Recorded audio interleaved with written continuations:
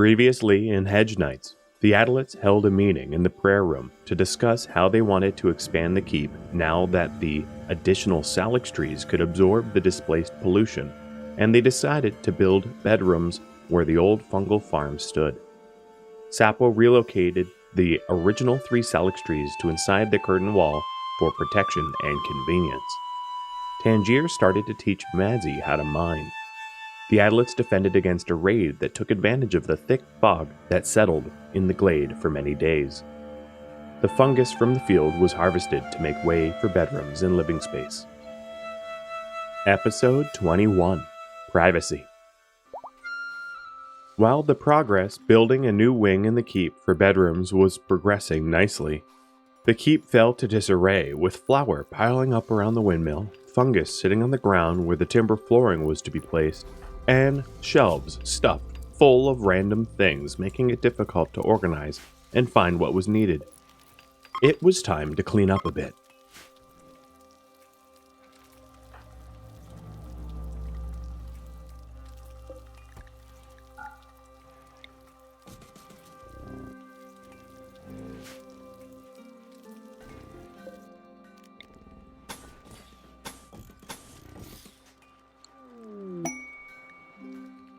A new ambrosia sprout took root in the pumpkin patch, and although it displaced a lot of the pumpkins that Lazarus had sown, the added ambrosia would allow the Adlets to relocate additional salix trees to their glade.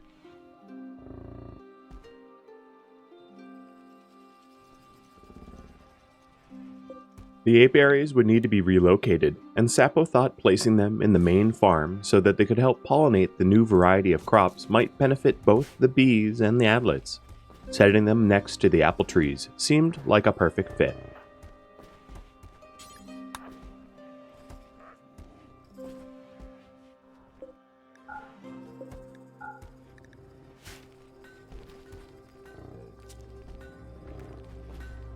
The Adlets worked to store the newly harvested fungus to shelves to allow the constructors to work without having to carefully step around piles of mushrooms.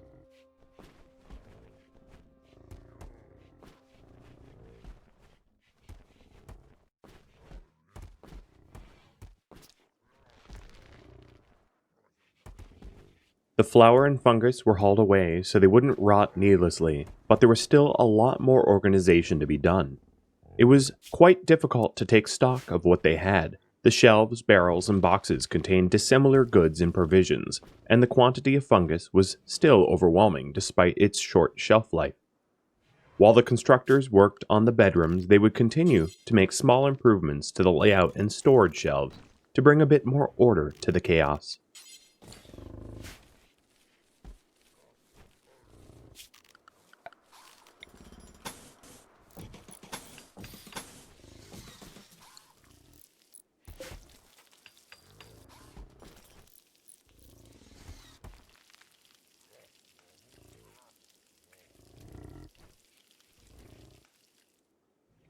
Tangier offered as much advice to Madzi about the techniques of mining as she could, but Madzi was not showing any improvement just yet. Megoof had speculated that one of the factors that might have stalled the scientific progress of the Adlet kingdoms centuries ago, during the High Feudal Age, was the fact that Adlets struggled to quarry, mine, and excavate, and the resource shortages it caused were possible factors for the stagnation. Another factor he thought might have been even more relevant was the grand alliances and long peace the 11 kingdoms had forged. As abhorrent as war was amongst Adlets, the technological advances during wartime always outpaced what was accomplished during peaceful times. Luckily for Madzi, she was stubborn and had an inner fire that drove her to self-improvement, a fire that didn't require an adversary.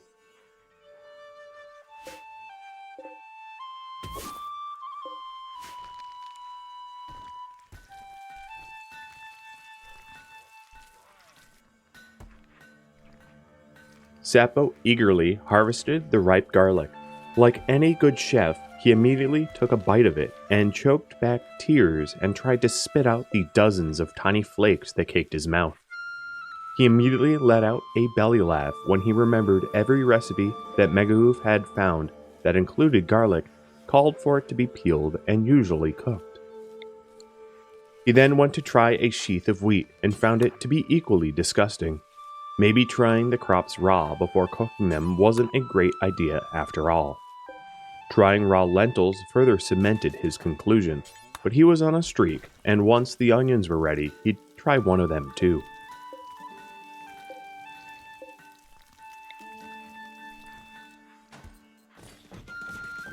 Many smaller, purpose-built boxes and barrels would replace the much larger storage shelves. Each barrel could hold a separate drink, and crates for wool and linen. Maybe cleaning after the spring advent could become a new tradition in the keep.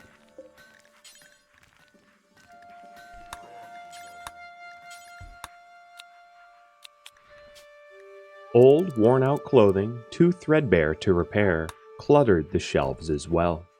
It was time to part with the tattered rags. The Adlets had such an abundance of wool and linen, there was no need to store old clothes for emergencies.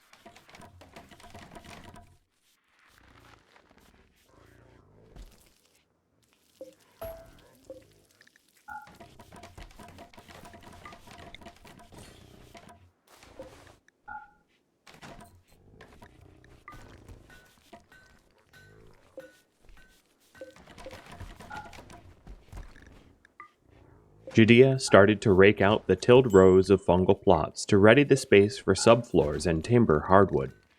Using the pollution-free fungal fields would allow the Adlets to move into their private bedrooms far sooner than if they had purified new areas in the glade. Cleaning pollution was immensely time-consuming, and with thousands of spore caps in storage, there was no need for the field.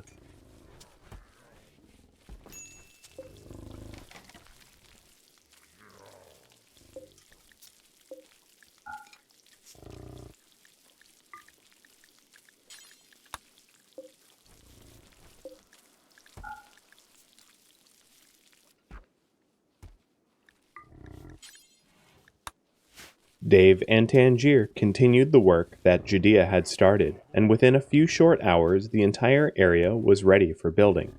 Down in the farm, the lentils and garlic were ready to be hauled as well, but no shelves were yet designated for their destination.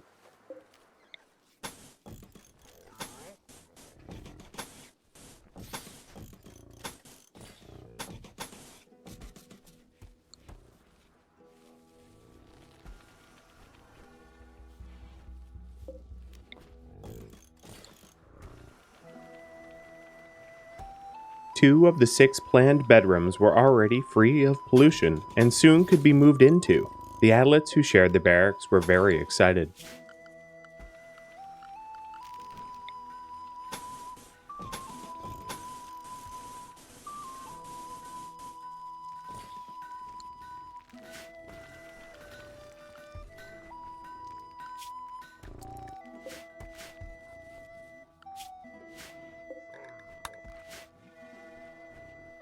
The pumpkin patch that Lazarus had sown very early in the spring was ready for harvest. Pumpkin fritters would soon be back on the keep's menu. The onions were almost ready for harvest as well, and once they were, Sappo would attempt to make lentil, onion, and garlic soup, which was a favorite of the royal courts centuries ago.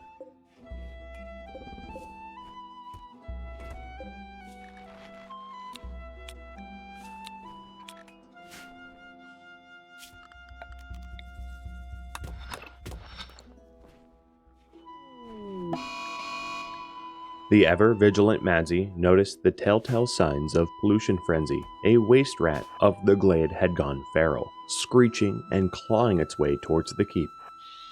She found it far too difficult to practice her bow technique during actual raids, so the opportunity to fire on a moving target absent the murderous raiders was a welcomed one. She had sympathy for the poor critters of the glade. They suffered in the rot and pollution through no fault of their own. But it was well known that once animals show signs of pollution frenzy, they'd go feral until they died, so an arrow would be more merciful than the alternative.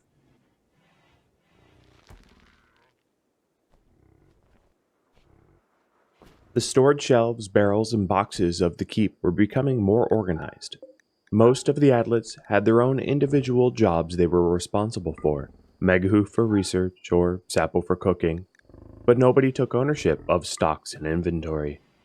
As a result, the shelves and stockpiles usually became cluttered and disorganized, where everyone just figured someone else would remedy the problem, but that in and of itself was the root of the problem, and one the Adlets were hoping to fix while renovating.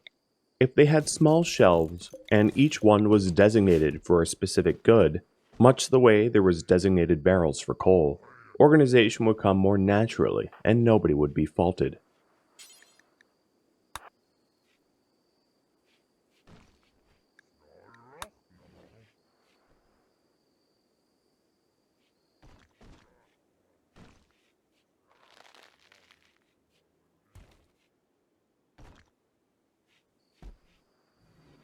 The 6 salix trees around the keep were rapidly purifying the soils around their roots. Soon, the displaced pollution from the renovation construction sites would be relocated amongst the trunks of the twisted trees, awaiting decay and reabsorption. Between the large cycoid field and the new ambrosia sprouts, it was only a matter of time before additional hybrid extracts were distilled, and excursions planned to relocate more precious trees to their humble glade.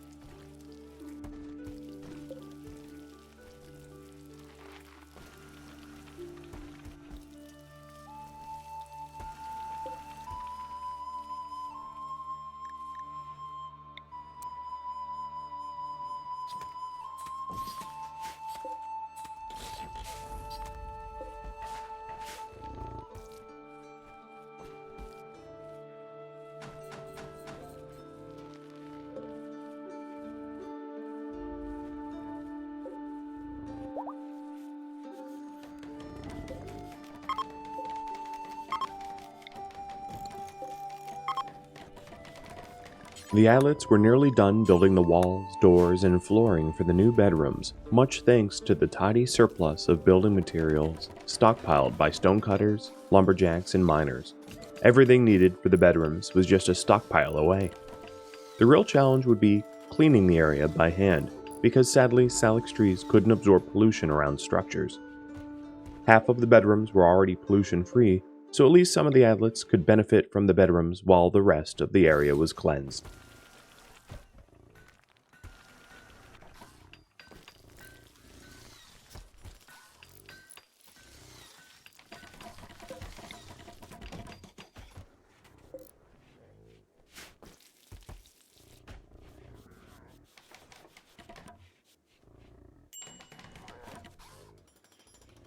Sapo decided the pantry shouldn't store fungus any longer.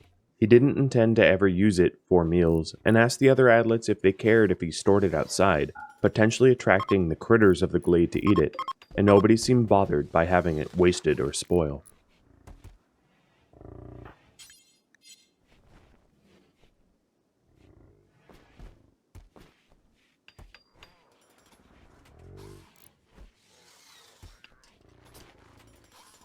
The geyser's chimney was constructed, and the masons decided to construct it far taller than the rest of the surrounding structure, with the idea that the heated sulfuric steam would outgas high enough that the breeze wouldn't bring the odor back into the keep through the windows or air loops. Despite being constantly subjected to the smell as it drifted through the gap in the wall into the dining area, the Adlets never became noseblind to its stench. The Adlets stuck using the barracks seemed to celebrate the chimney more than even the prospect of having their own bedrooms.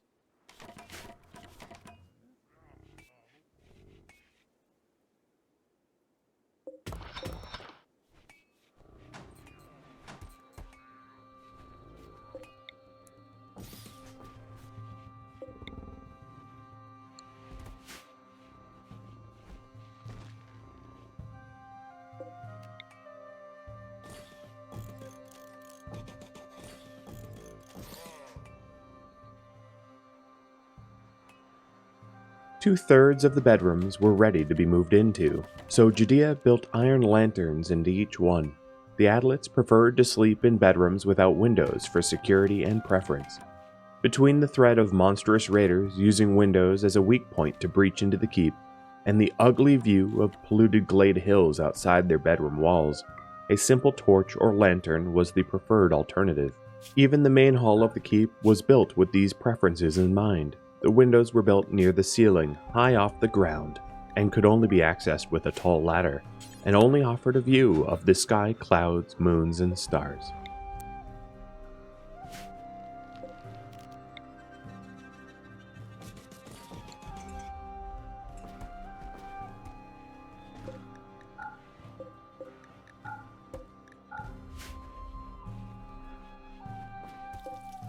Up until now, the Adlets lived in cramped and overcrowded quarters. Their stockpiles may have been overflowing with food, but there wasn't enough space to actually spread out and make the keep a home. Dave had mostly kept quiet about the communities he used to serve, because the squires were, at least up until this point, in no position to truly help other communities, as they themselves were struggling. With curtain walls, fortified gates, and an ever-growing garden of exotic foods, Dave realized now was the time to search for survivors. He told the squires he had mostly worked for 3 different settlements, Penobscot, Wenwanauk, and Pennacook, who were all in close contact with one another. He described the night he fled from those settlements. He was encamped at Pennacook when it was completely overrun by raiders, and fled for 2 days towards Wenwanauk, only to see smoke and fires on the horizon, and figured it too had fallen. Instead of making the 6-day trek towards Penobscot, he turned east hoping to flee from the conflict entirely. He drew a crude map of roughly where the 3 settlements had stood, and proposed sending a caravan towards Wenwanauk and Penobscot in search of survivors or even remaining settlements. The squires told Dave they needed time to consider.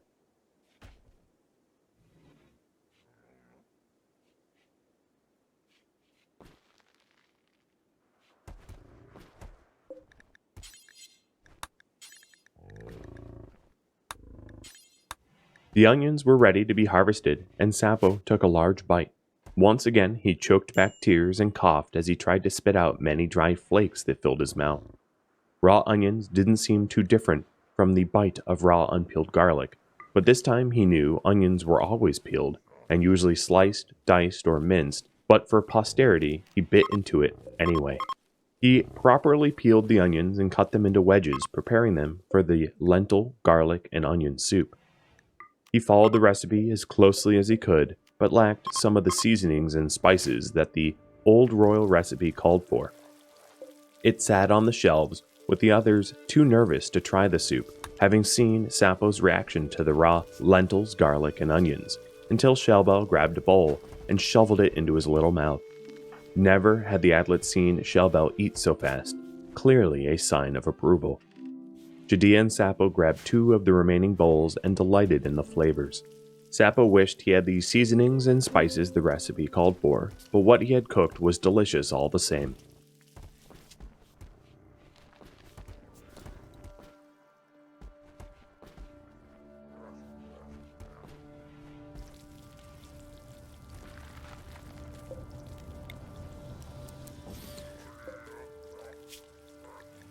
The renovations to add 6 bedrooms to the keep was finished, but half of the bedrooms were still too polluted to be used. Regardless, Judea completed lanterns for each one and additional lanterns to illuminate the hallway and storage nooks surrounding the steam chimney. She called for all of the clothing shelves to be relocated to the nook as part of the continuing efforts to organize.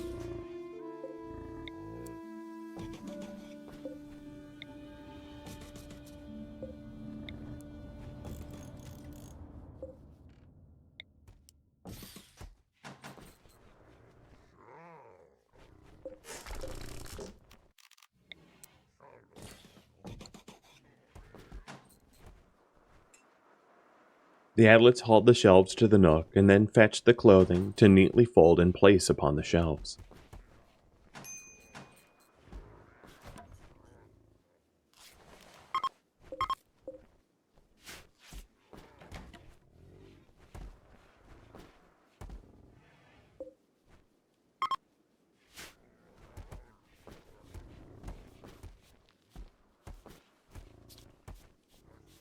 With the bed and clothing moved from the northwest corner of the keep, the corner was starting to look more manageable. It had been a corner full of clutter, acting as a catch-all for miscellaneous items, but perhaps it could be repurposed into a proper room now.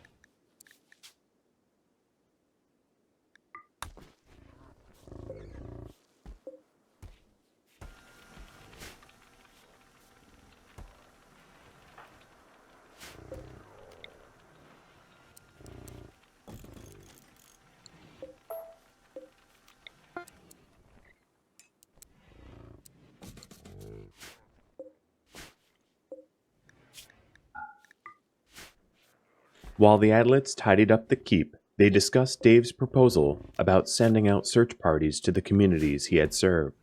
The squires had originally planned to send out a party to reconnect with the coastal community, sharing the news of their survival, successes, marriages, and children, but the need of the Wenwinnock and Penobscot sounded far more dire than their desire to reconnect with family and friends.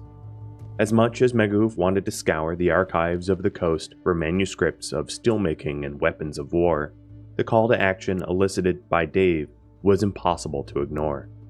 Dave was right. The squires in the keep were finally in a position to offer aid to those in need, and summer was right around the corner, often the easiest season to travel long distances.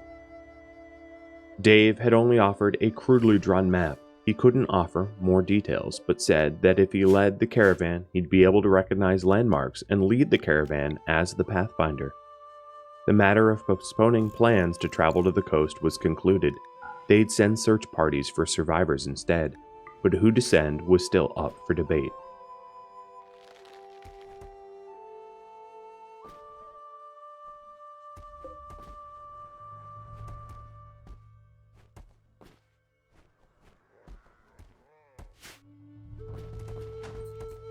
Sapo reorganized the kitchen. With the new recipes, he needed better access to barrels of lentils, garlic, and onions, and realized he'd be using the stew pot far more often than before.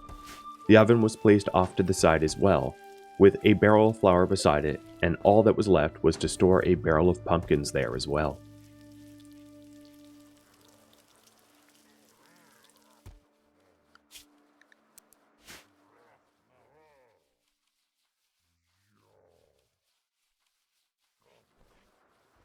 While the Adlets worked, Bash and Shellbell requested to be bunked together instead of having their own bedrooms.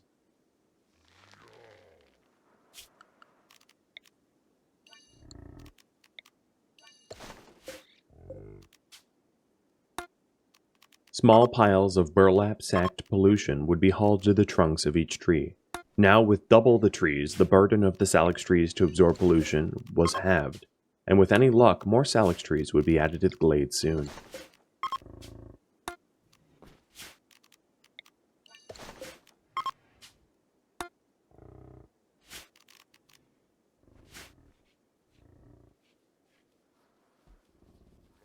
It was the last day of spring, and a gentle breeze brought the beautiful aroma of the farm aloft into the keep to mix with the fresh smell of fritters and warm hearty soup.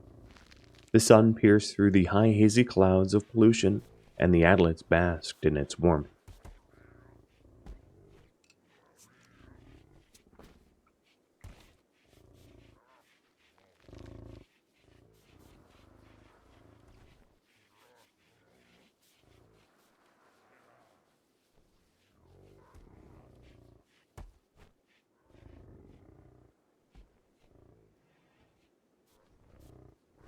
The keep was looking organized and tidy. Spring cleaning had been a total success.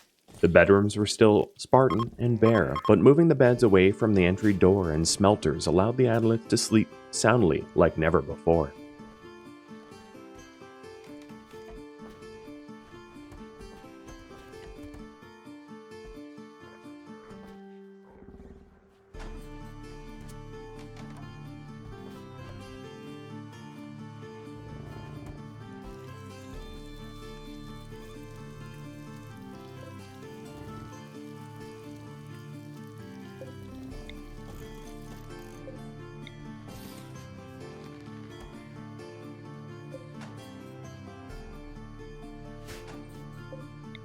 Most of the Adlets gathered around to clean what remained of the bedroom pollution.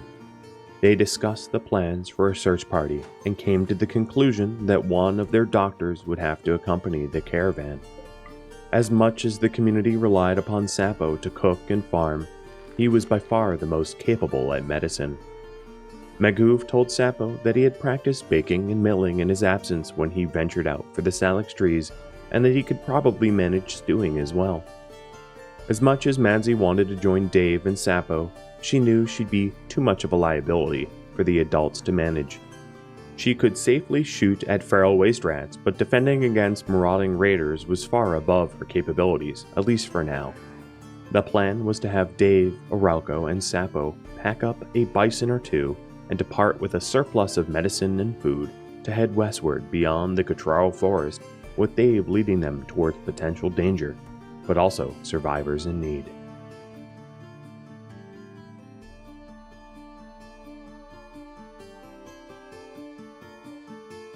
Thank you for watching episode 21 of Hedge Knights Privacy. If you would like to support me as a content creator, please consider liking, subscribing, and sharing this content with your friends. If you would like to support me more directly, please consider becoming one of my Patreon patrons. A link to that can be found in the description of this video, and also a link to Discord if you want to join my gaming community. Thank you so very much for watching. A special thank you to my Patreon patrons and Twitch subscribers. Without you, I wouldn't be able to be a content creator, and also viewers like you that support the channel by making it all the way to the credits. Thank you so very much.